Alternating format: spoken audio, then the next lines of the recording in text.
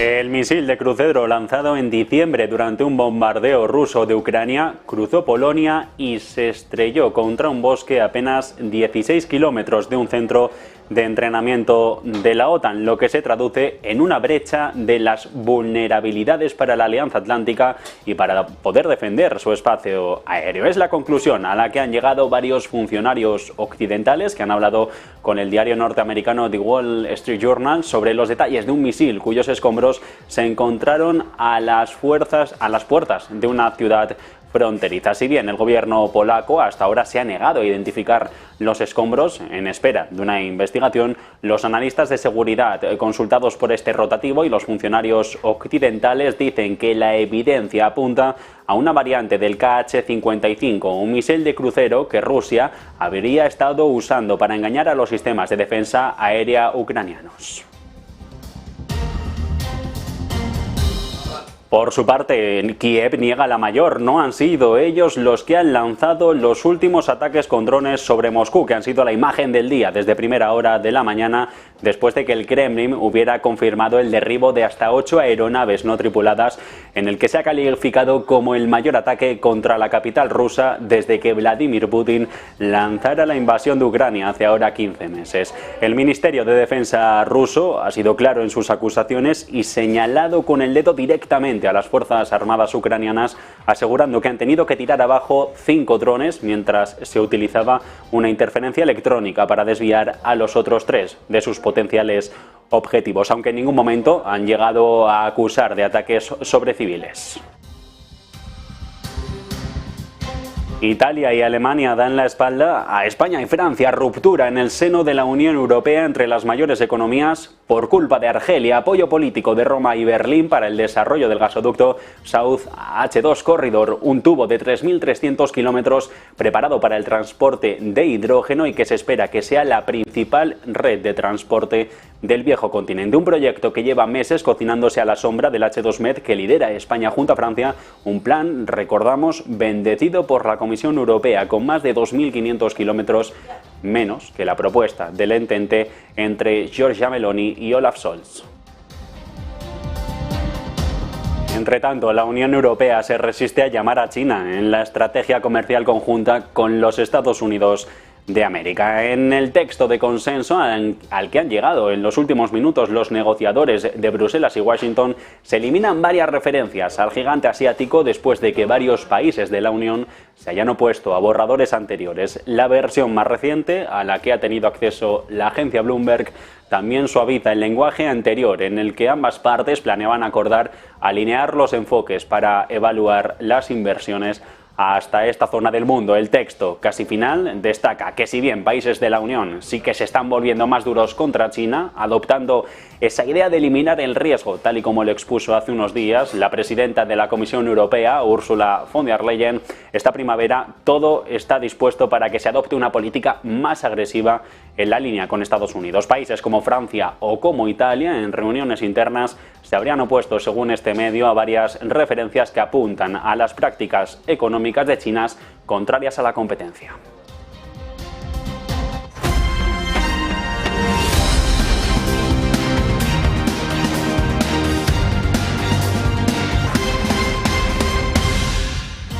Pasan 3 minutos de las 2 en punto de la tarde, de la 1 hora canaria. ¿Qué tal? ¿Cómo están? El misil de crucero lanzado en diciembre durante un bombardeo ruso de Ucrania cruzó Polonia, se estrelló contra un bosque a apenas 16 kilómetros de un centro de entrenamiento de la OTAN, lo que se traduce en una brecha de las vulnerabilidades de la Alianza Atlántica para poder defender su espacio aéreo. Es la conclusión a la que han llegado varios funcionarios occidentales que han hablado con el diario norteamericano The Wall Street Journal sobre los detalles de un misil cuyos escombros se encontraron a las puertas de una ciudad fronteriza. Si bien el gobierno polaco, Varsovia, hasta ahora se había negado a identificar los escombros en espera, decían, de una investigación, los analistas de seguridad con los que han hablado en el rotativo y varios funcionarios occidentales sí que dicen que la evidencia apunta a una variante de un misil de crucero petrolero ruso que habría estado utilizando Moscú para engañar a los sistemas de defensa aérea ucranianos. El misil, recordemos, se estrelló en Polonia aproximadamente un mes después de otro incidente separado en el que un misil de defensa tierra-aire lanzado por las tropas de Kiev falló aterrizando cerca de una ciudad al sur de Polonia, matando a 2 trabajadores agrícolas.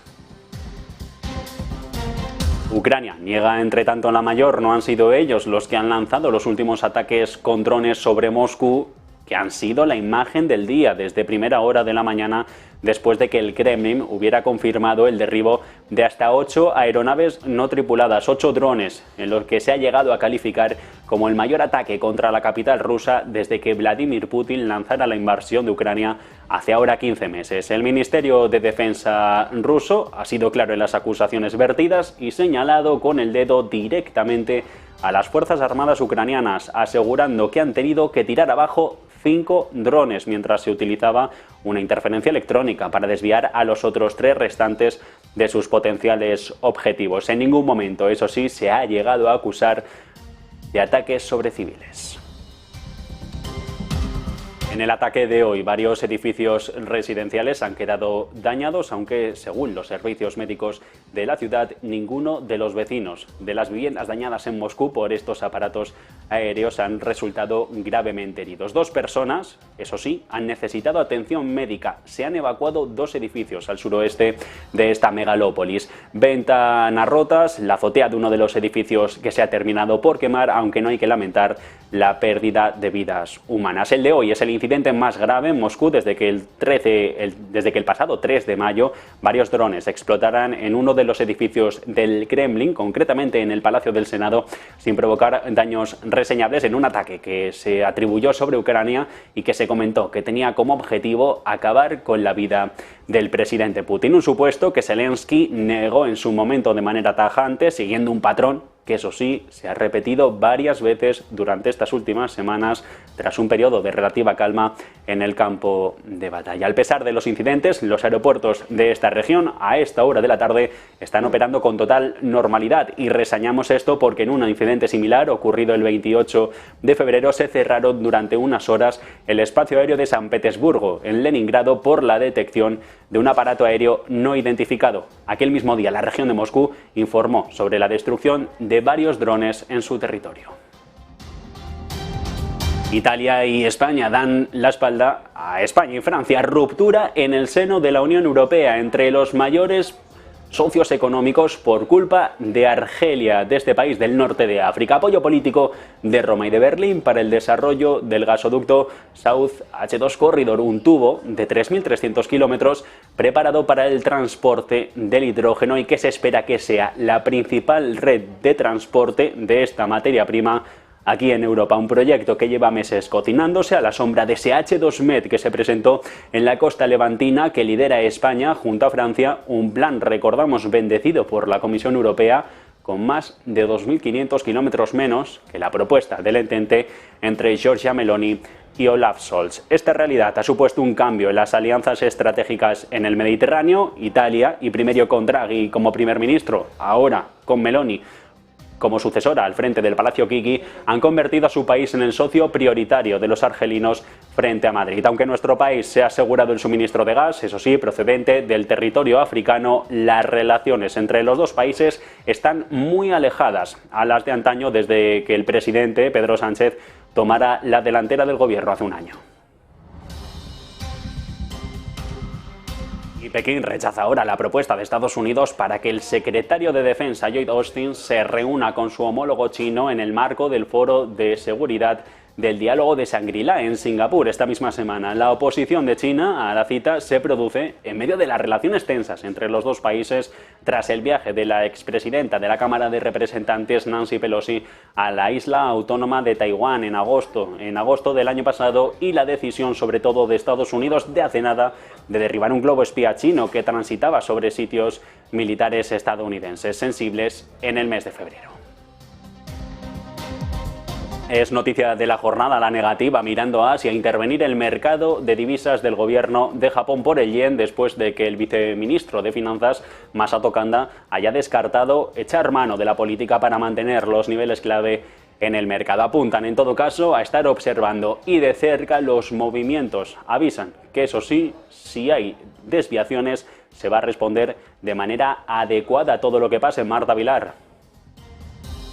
La alza del dólar en las últimas semanas y por consecuencia también la debilidad de otras monedas como el yen han hecho que por lo menos en Japón ya haya empezado a emerger esa preocupación en las altas esferas de que esté pasando algo con el yen. Y es que hoy ha habido una reunión de emergencia por parte del Ministerio de Finanzas de Japón, también el Banco de Japón e incluso la Agencia de Servicios Financieros para hablar sobre lo que está ocurriendo en los mercados financieros. Por eso sí, realmente el tema, el foco de esa reunión estaba en el yen. Bueno, pues ya tenemos información sobre lo que se habría hablado en esa reunión, y es que el principal diplomático de divisas de Japón ha dicho que es importante que las divisas se muevan de manera estable y que reflejen los fundamentos económicos. Hay que recordar que el yen en los últimos 20 días ha caído en torno a un 5% respecto al dólar. Cuando se le ha preguntado a ese principal diplomático de Japón si la reunión de hoy pretendía funcionar como una especie de intervención verbal contra el debilitamiento del yen, ha dicho que no había tal intención.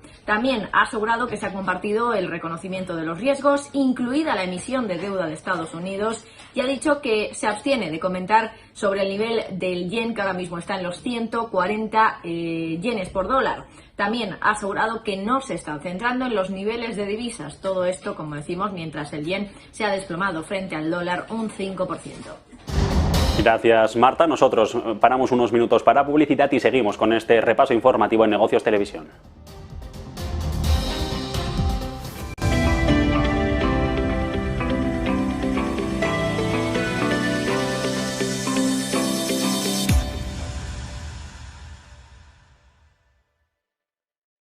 Ven al Torreón, estamos en El Pardo, un espacio único en plena naturaleza.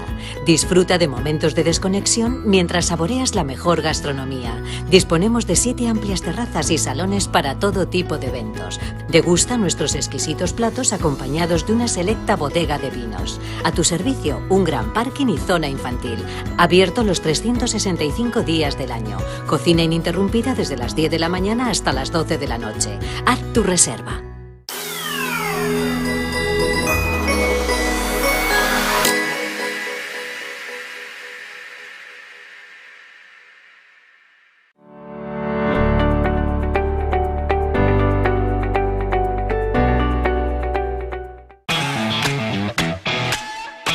¿Hay un mejor momento para empezar a invertir en el mercado? ¿Hubiera sido lo mismo empezar a principios de 2020 que después de la caída del COVID? Probablemente no. Pues es lo que te vamos a contar en la Academia de Negocios TV con el último módulo de amplitud de mercado o Market Timing.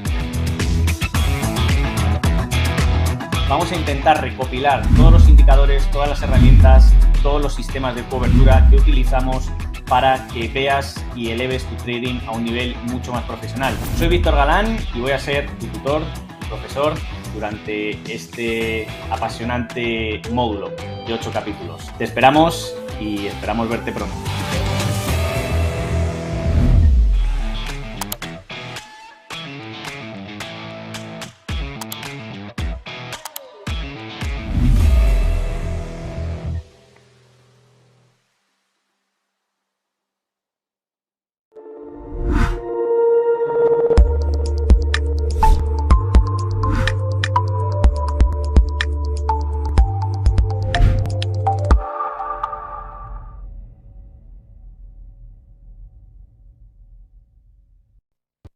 Seguimos en el repaso informativo en Negocios Televisión a la actualidad de la jornada, que pasa por una última hora. El Parlamento Europeo, según está publicando algunos medios aquí en el viejo continente, va a cuestionar en la cita del jueves la capacidad de Hungría para terminar por ejercer la presidencia rotatoria de la Unión Europea el próximo año. Dicen que cuestionan los problemas que hay en este país. El que dirige Viktor Orbán sobre el Estado de Derecho. Una resolución parlamentaria para un país que ostenta la presidencia de la Unión, a las puertas de que lo haga España en el segundo semestre del ejercicio. La presidencia, recordamos, como tareas fundamentales, tiene la tarea de impulsar el trabajo sobre la legislación dentro del bloque comunitario, actuando como un intermediario honesto y neutral, una condición que, dicen los europarlamentarios, Hungría sería totalmente incapaz de cumplir debido a los numerosos conflictos que tiene abiertos con el Ejecutivo de Ursula von der Leyen. Concretamente, la resolución, y citamos textualmente, habla de que el Parlamento se pregunta cómo podrá Hungría cumplir la tarea de la presidencia rotatoria de manera creíble en el 24 en vista del incumplimiento de la legislación comunitaria y de los valores consagrados en el artículo 2 del Tratado Fundacional, así dice, como el principio de cooperación sincera. Recordamos, Hungría es uno de los estados que está frente a frente con el Ejecutivo Comunitario de Bruselas, el bendecido por países, por las grandes economías como al menos Francia, Alemania o España. Según el calendario acordado por los gobiernos de la Unión, en el 16 Hungría debe ocupar la presidencia del bloque entre julio y diciembre del 24, es decir, un año después de que lo haga la española, aunque el calendario se ha modificado por la adhesión de los últimos 9 miembros. Los problemas de Hungría vienen del pasado, lleva tiempo enfrentada con la Unión Europea, no solo por la cuestión del Estado de Derecho, sino por la corrupción en las altas esferas del Ejecutivo de Budapest, la falta de independencia judicial o la violación de libertades académicas y de derechos LGTB. En consecuencia, y esto hay que remarcarlo, la Unión ya ha congelado en varias ocasiones la entrega de fondos europeos al Ejecutivo de Orbán. El gobierno húngaro, de momento, no ha respondido. Recordamos, la última hora, el Parlamento Europeo en la cita del jueves se va a oponer a que en el segundo semestre del 24 Hungría sea quien ostente la presidencia rotatoria de la Unión Europea. Volviendo en todo caso a la actualidad del día, Jamie Dimon se enfrenta mañana mismo, en unas horas, a una nueva realidad china en su primera visita al gigante asiático desde 2019, antes justo de la pandemia, de que estallara la pandemia de la COVID-19. Sin embargo, el que es consejero delegado en JP Morgan, la entidad bancaria más grande del mundo, igual que otros banqueros de Wall Street, empieza a recortar sus ambiciones en el gigante asiático. Más detalles, Raquel Reiro. 60 billones de dólares. Ese es el jugoso sector financiero de China al que mira con ojos deseosos la banca de Wall Street. Pero más de 3 años después de la gran apertura financiera del gigante asiático, ahora los gigantes bancarios de Estados Unidos son cautelosos. Y es que tienen claro que esos sueños, esas expectativas de ganancias elevadas en el mercado chino son más esquivas que nunca. El primer test de estrés lo vamos a ver esta semana, este miércoles 31 de mayo, cuando Jamie Dimon, el CEO de JP Morgan, celebre su emblemático evento anual en Shanghái. Este será el primer gran evento celebrado por la Banca Mundial en China continental desde que saliera de la política cero COVID, después de 3 años de eventos virtuales. Se van a reunir más de 2.600 banqueros, según cálculos de Bloomberg, pero en la agenda también hay pesos pesados del mundo empresarial. Vamos a tener, por ejemplo, a directivos de Pfizer, de Starbucks o de Baidu, o incluso a exsecretarios de Estado norteamericanos como Henry Kissinger. Sin embargo, la realidad que van a encontrar es muy diferente a la del último evento presencial hace 4 años, antes de la pandemia, y con todas las crisis que hemos visto desde entonces. La economía china es una realidad, se recupera lentamente, más despacio de lo esperado y también más despacio de lo deseado por las propias autoridades nacionales. A esto se suman las medidas de Pekín contra las empresas extranjeras, sobre todo lo estamos viendo últimamente en el sector tecnológico, pero que hacen a la gran banca norteamericana repensar su estrategia en el país. Se están revisando objetivos de ganancias y también se están anunciando desde varias entidades recortes de empleo. En el caso concreto de JP Morgan, nos cuenta Bloomberg que ya se han recortado 30 puestos de trabajo. La entidad se juega mucho en China, donde tiene una exposición de más de 10.000 millones de dólares, aunque por el momento es una de las pocas bancas de inversión que no pierden dinero en el país. Otras entidades como Goldman Sachs o Morgan Stanley se encuentran también entre los bancos que están reduciendo sus planes de expansión y objetivos de ganancias, y también, bueno, pues están enfocándose y destacando ese deterioro del clima geopolítico. También se habla entre la banca norteamericana sobre esa voluntad de Xi Jinping, el presidente chino, de sacrificar las prioridades económicas para salvaguardar en primer lugar la seguridad que sacude con sus medidas en consecuencia al sector extranjero y a las empresas extranjeras que invierten en el país. A esto se suma la tensión elevada en las últimas semanas de nuevo, con el caso, por ejemplo, de los semiconductores entre Estados Unidos y China. Ojo a lo que pueda suceder en el evento de esta semana, porque para algunos analistas la tensión entre Estados Unidos y China está en su peor momento en décadas. Gracias, Raquel. Entre tanto, la Unión Europea se resiste a llamar a China en la estrategia comercial conjunta con Estados Unidos. En el texto de consenso al que han llegado las negociaciones conjuntas Bruselas-Washington, se eliminan varias referencias al gigante asiático después de que varios países de la Unión se hayan opuesto en las últimas citas a borradores anteriores. La versión más reciente, a la que ha tenido acceso la agencia Bloomberg, también suaviza el lenguaje anterior en el que las dos partes acordaban alinear sus enfoques para evaluar las inversiones hacia el gigante asiático, es decir, el dinero, canalizar el capital que iba desde Europa hasta China. El texto casi final, a esta hora de la tarde, destaca que si bien varios países de la Unión se están viendo más duros con respecto a la posición frente al Ejecutivo de Xi Jinping, adoptando esa idea de eliminar el riesgo que expuso hace unas semanas, en primavera, la presidenta de la Comisión Europea, Ursula von der Leyen, hay territorios que todavía no están dispuestos a adoptar una política agresiva en la línea en la que quiere Estados Unidos, y no es Alemania, que es el socio principal que tienen los chinos, sino Francia o Italia. Reuniones internas en las que se han opuesto a varias referencias que apuntan a prácticas económicas anticompetitivas por parte de Pekín. Aclaración que se hace pública después de que desde esta zona del mundo se haya retomado una intensa agenda de visitas de alto nivel de la que ha participado activamente varios líderes europeos y el lanzamiento de grandilocuentes iniciativas de política exterior como la de civilización global. Además, recordar que la diplomacia china se ha apuntado un éxito incontestable con su labor de mediación entre Arabia Saudí e Irán, y hay una enorme expectación internacional sobre cómo puede evolucionar el papel ante la guerra de Rusia en Ucrania.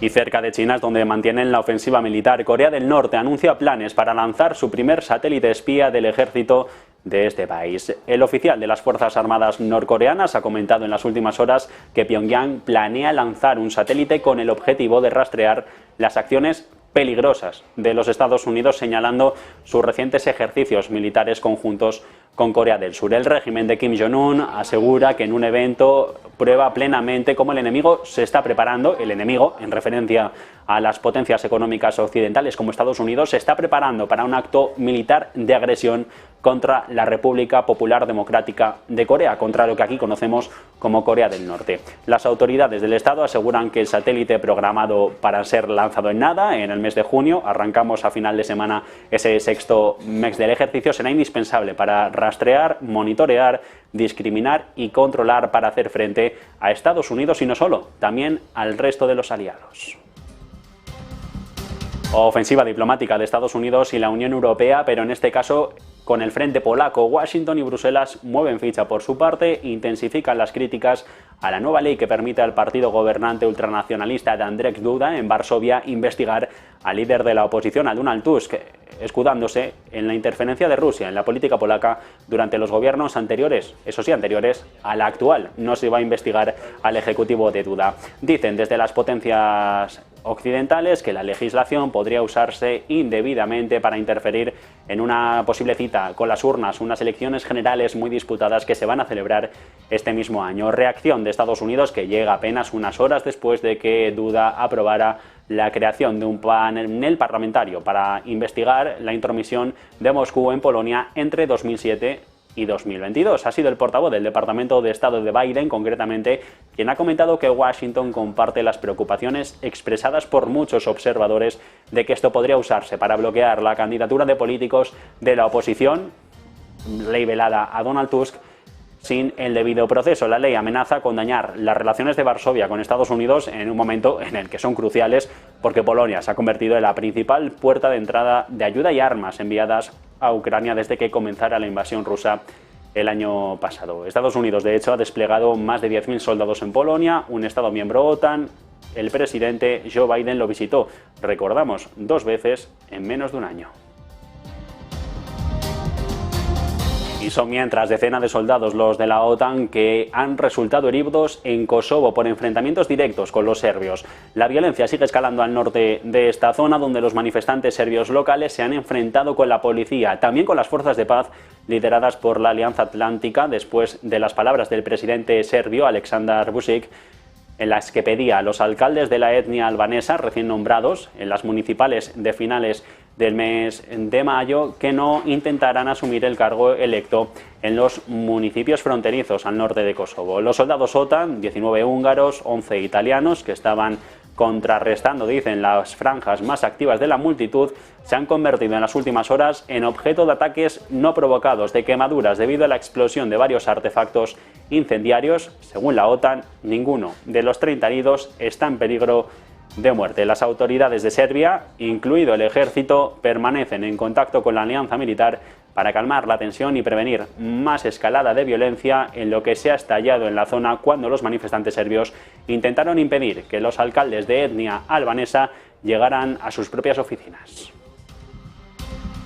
En Turquía, día de felicitaciones apenas 24 horas después de que Recep Tayyip Erdogan se hiciera con la victoria en la segunda vuelta de las presidenciales, el presidente ruso Vladimir Putin ha descolgado el teléfono, ha llamado al islamista para felicitarle por su victoria en las urnas. De hecho, el presidente ruso ha calificado a Erdogan como un querido amigo. En su mensaje de felicitación de este pasado lunes, Putin elogiaba los esfuerzos de Erdogan para llevar a cabo una política exterior independiente, en una crítica velada a la dependencia del resto de países occidentales de Estados Unidos, concretamente diciendo además que desde Moscú aprecian y mucho la contribución de Erdogan, la contribución personal al fortalecimiento de las relaciones ruso-turcas, y la cooperación apuntan en beneficio mutuo en diversas áreas, el beneficio sobre todo en el área militar.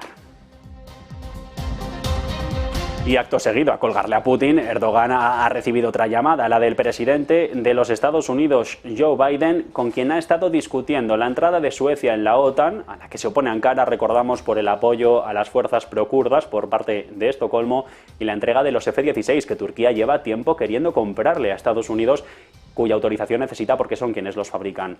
En un comunicado de la Casa Blanca se especifica que el demócrata va a volver a hablar con Erdogan sobre estos mismos asuntos de aquí a nada, de aquí a una semana. En el caso de los F-16, Washington planea un contrato por valor de 20.000 millones de dólares, casi 80 equipos de modernización de los cazas, una venta que a día de hoy está completamente paralizada por las objeciones del Congreso de Estados Unidos. Dicen que la negativa turca a la ampliación de la OTAN, la política exterior de apoyo al gobierno de Siria y el cumplimiento de los derechos humanos son a día de hoy un problema para los legisladores estadounidenses.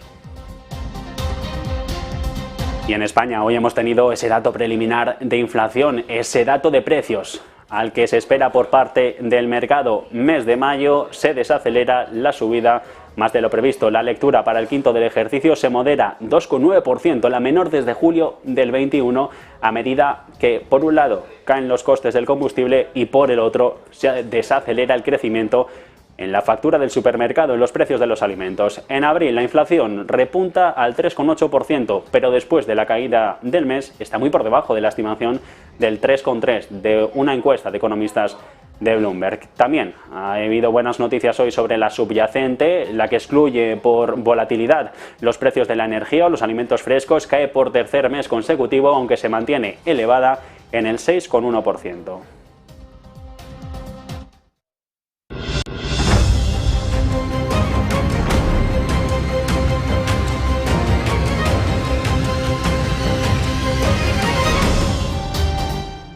Adelantar las elecciones al próximo 23 de julio ha sentado como un jarro de agua fría a buena parte del sector energético, que ve como se para todo hasta el nuevo orden. Un año que se podría quedar fácilmente sin subasta de renovables o sin proceso de adjudicación de los puntos de acceso y conexión, que son fundamentales para el desarrollo ordenado de la energía verde.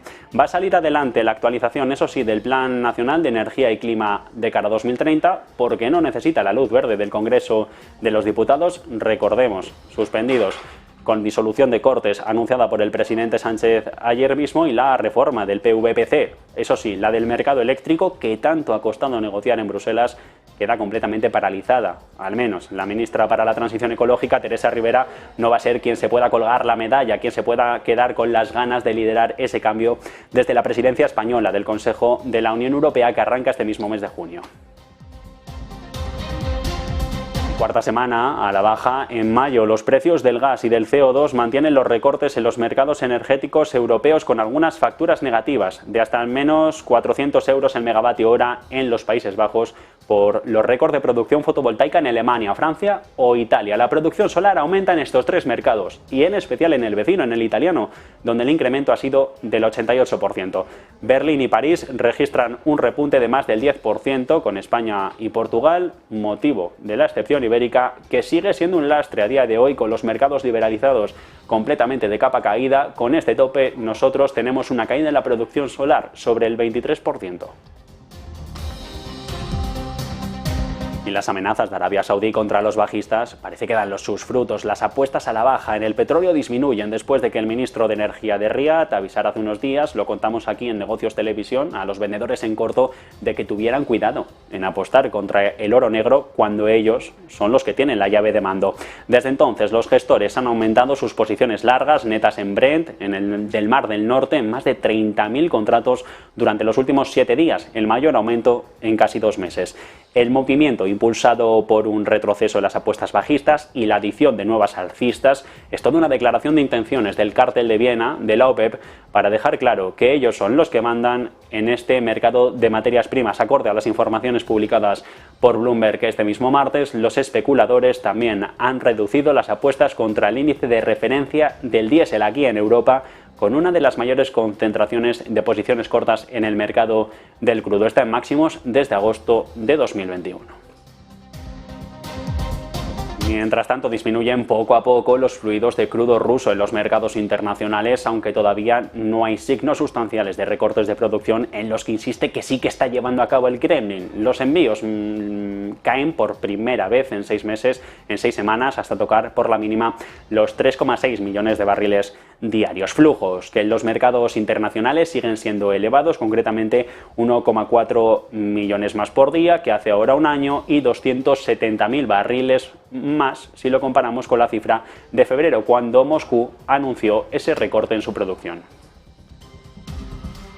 E impulso para arrancar 2023 en el mercado del gas natural licuado. En poco más de 4 meses se han firmado unos 13 millones de toneladas anuales, lo que mantiene las condiciones alcistas del mercado. Desde diciembre del año pasado se ha firmado una avalancha de acuerdos sobre gas natural Omani, con los que se van a sustituir a los actuales que expiran en el 25. Entre los compradores hay empresas japonesas de servicios públicos, grandes petroleras, no se dice de dónde, un comprador del sudeste asiático, otro turco y la rama comercial de la petrolera estatal china. De hecho, sobre este último contrato, sobre el chino, hace nada, la China National Petroleum anunció por la prensa estatal que estaba a punto de cerrar un acuerdo para adquirir este gas natural licuado a Qatar Energy durante los próximos 30 años.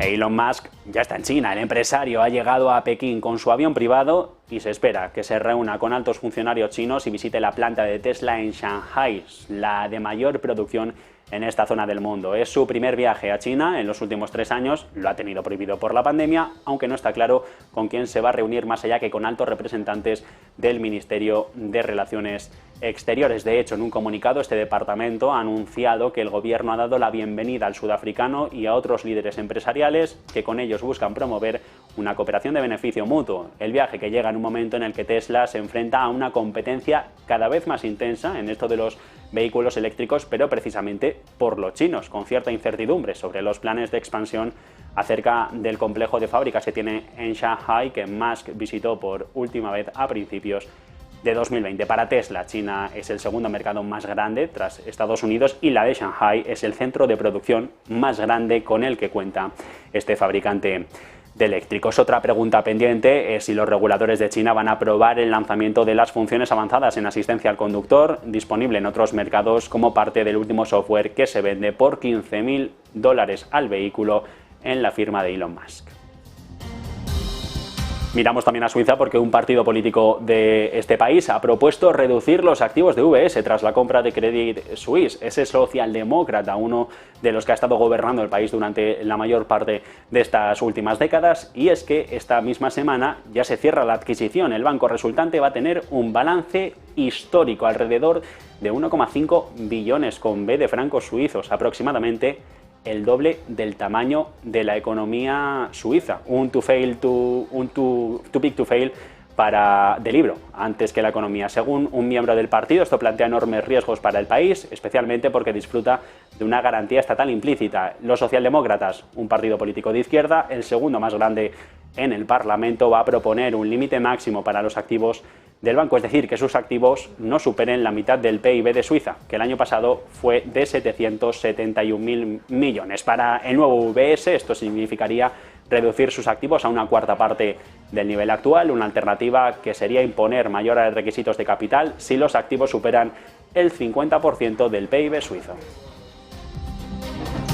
Reunión de primer orden hoy en Brasilia. El presidente Luis Ignacio Lula da Silva convoca en su primera cumbre durante casi una década al resto de líderes de la región en la búsqueda por recuperar ese papel activo como motor de crecimiento económico en Sudamérica. Las divisiones ideológicas que socavaron las citas anteriores quedan hoy de lado en la búsqueda de una cooperación diplomática entre los 12 estados soberanos del continente, excepto Perú, para combatir el cambio climático y la alta inflación en una región donde la pobreza y el hambre van en aumento. El presidente de Venezuela, Nicolás Maduro, va a esta cita, asiste sin muchas esperanzas de sacar decisiones más allá de la discusión, aunque sí que espera que las naciones del bloque se unan para pedir a Estados Unidos el levantamiento de sanciones sobre este país petrolero. La última cita de esta alianza, la antes conocida como UNASUR, fue en 2015, cuando las divisiones comenzaron a paralizar las decisiones del grupo y la diplomacia suramericana quedó al albur de la división de los gobiernos de izquierda y de derecha, especialmente tras el juicio político a Dilma Rousseff.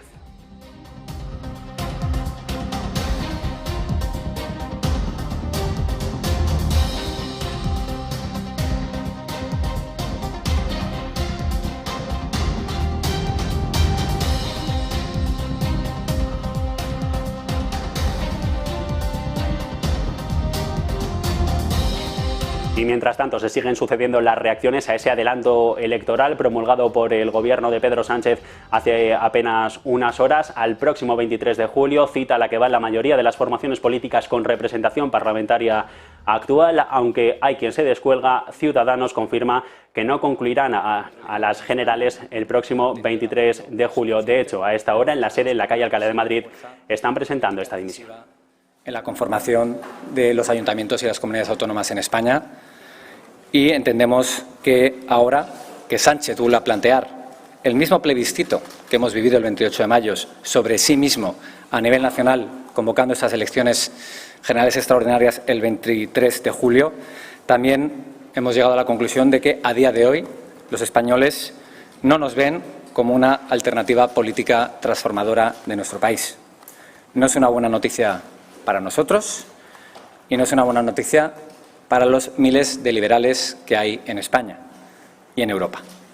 Por lo tanto, el Comité Nacional ha decidido que la forma más inteligente de defender las ideas y el espacio liberal de España de cara a estas elecciones del 23 de julio es que no concurramos en este ciclo electoral mientras nos preparamos para el nuevo escenario político que parece se abrirá en España. No nos rendimos. Sabemos que a día de hoy no hay espacio electoral, pero sí hay espacio político para las ideas de centro liberales. Por eso, desde hoy mismo, nos ponemos a trabajar en un proyecto reforzado en el que seamos más atractivos electoralmente e iniciamos un proceso de rearme orgánico e intelectual. Quiero mandar un mensaje a nuestros afiliados, simpatizantes y votantes. Primero, que el espacio liberal sigue siendo necesario políticamente y mantenemos representación. Quiero recordar a mis compañeros en el Parlamento de Cataluña, en el País Vasco, en las Cortes de Castilla y León, a mis compañeros en el Parlamento Europeo y a los más de 570 concejales que han obtenido representación defendiendo las ideas liberales el pasado 28 de mayo. A todos ellos, muchas gracias por la confianza, por el trabajo y por cada gota de sudor que habéis derramado defendiendo nuestras ideas, nuestros valores y nuestros principios. Y a ellos también anunciarles que hoy empieza todo, que conocemos que los ciclos electorales, sobre todo a partidos como el nuestro, en momentos de tan extrema polarización, sufren. Yo lo llevo viendo en Europa, pero también que partidos que han estado en esa situación a día de hoy están gobernando países como Alemania o como Bélgica.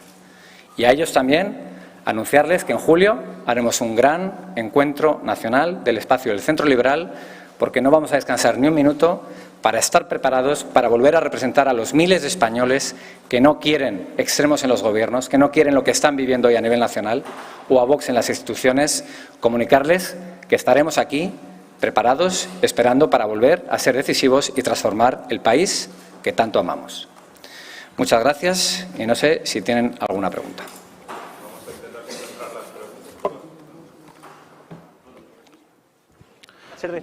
Buenos días, Antonio Rodríguez de Objective. Querría saber dos cosas. ¿Se da libertad de voto a los militantes y simpatizantes de Ciudadanos para que elijan lo que quieran votar el 23 de julio? Y si eso se extiende también a los dirigentes de Ciudadanos, es decir, si pueden ellos apoyar a un partido en las próximas elecciones generales, aunque sea de viva voz.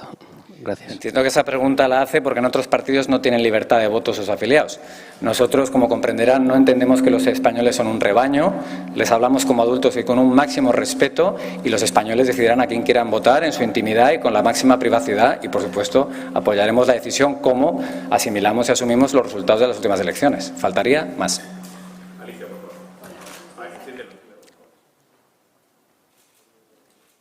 Comparecencia en directo que están viendo en Negocios Televisión. Secretario General de Ciudadanos, Adrián Vázquez, confirmando que no se presentarán a la próxima cita electoral, a las generales convocadas de manera acelerada por el presidente del Gobierno, Pedro Sánchez. Asumía Vázquez que los españoles, decía, no ven a Ciudadanos actualmente como una alternativa política. Eso sí, dice que todavía con la representación que tienen en el Parlamento Vasco, en el Parlamento de Cataluña y en las Cortes de Castilla y León, junto a los eurodiputados que mantiene en Bruselas, la próxima cita de los liberales con la Eurocámara será el año que viene, concretamente 2024. Veremos dónde acaban. De momento, Ciudadanos descarta presentar candidatura para las elecciones generales del 23 de julio de este 2023.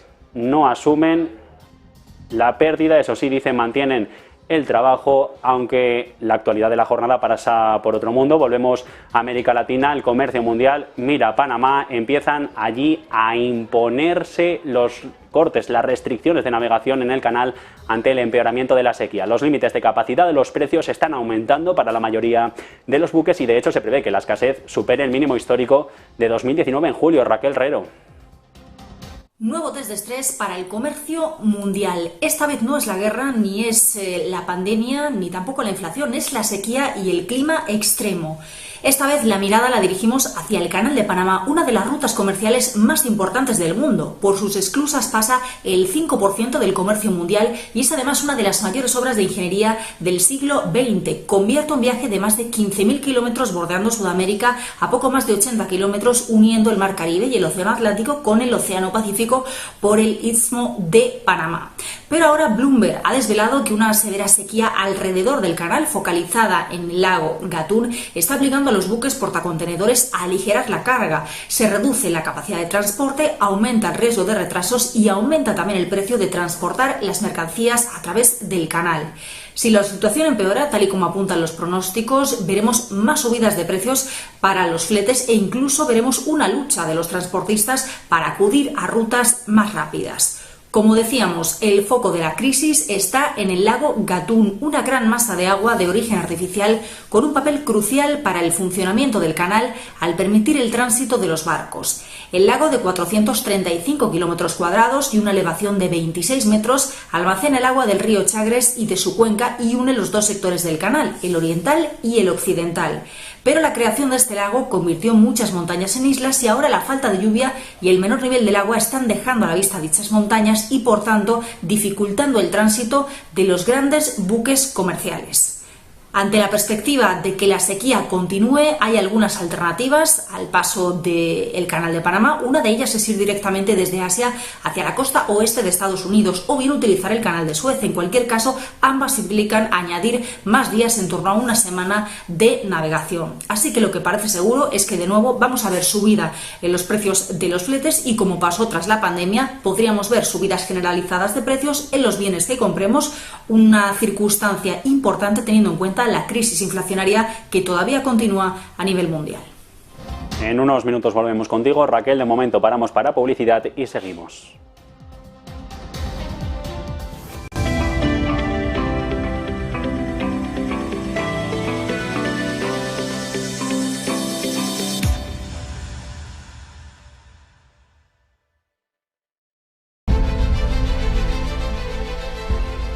No puede volver atrás y cambiar el principio, pero puede comenzar donde está y cambiar el final. En Luna Sevilla queremos ser su asesor financiero de referencia para mejorar su presente y su futuro patrimonial, prestando nuestros servicios como agentes de Caser Asesores Financieros. Somos una empresa con una clara apuesta por la formación de calidad, la información transparente y objetiva, y por el asesoramiento financiero personalizado y continuado. Visite nuestra web lunasevilla.es o llame al 91 762 3442.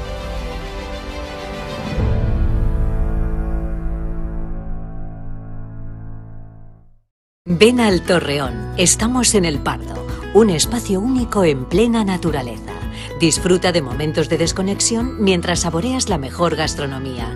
Disponemos de 7 amplias terrazas y salones para todo tipo de eventos. Degusta nuestros exquisitos platos acompañados de una selecta bodega de vinos. A tu servicio, un gran parking y zona infantil.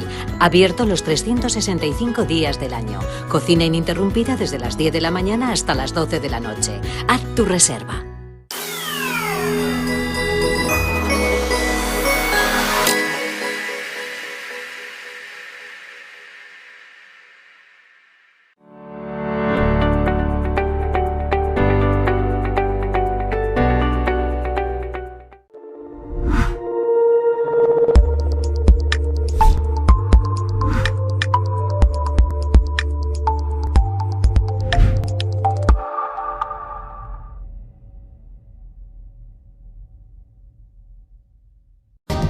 Seguimos en el repaso informativo a la jornada de negocios televisión. Samsung y varios gigantes tecnológicos estarían presionando a Vietnam para introducir una reforma multimillonaria que compensen los impuestos sujetos a examen en la revisión de las normas fiscales que tiene prevista llevar a cabo la OCDE. Sergio Fernández, ¿qué más sabemos a esta hora de la tarde? ¿Qué tal? ¿Cómo estás?